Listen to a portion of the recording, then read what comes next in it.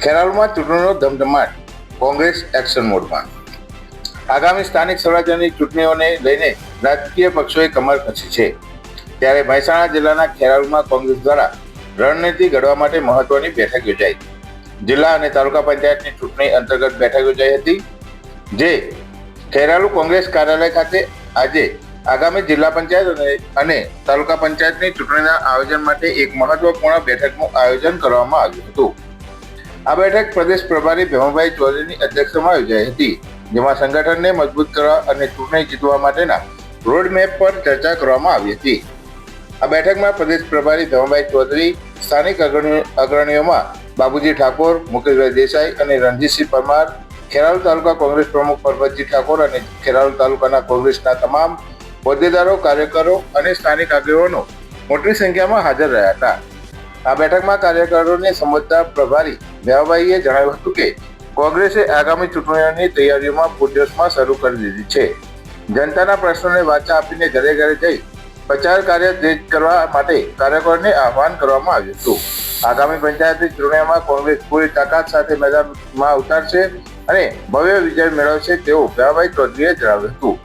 जिंदाबाद कांग्रेस पार्टी जिंदाबाद राहुल गांधी जिंदाबाद राहुल गांधी जिंदाबाद मोगवारी गोसंरक्षण भाव पशुपालकोने न्याय आपो।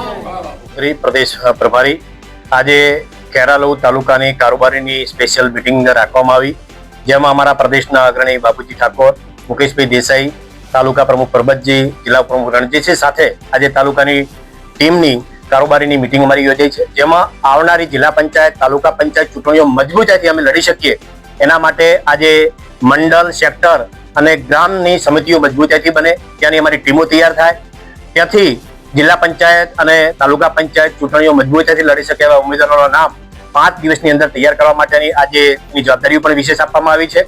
અને આવનારી જિલ્લા પંચાયત, તાલુકા પંચાયત મને ખાતરી છે કે અમારી સાથે ટીમ મળીને અને મજબૂતાઈથી જિલ્લા પંચાયત અને તાલુકા પંચાયતની ટીમ સાથે મળી અને અમારી મજબૂતાઈથી ચૂંટણીઓ લડશે અને જીતશે।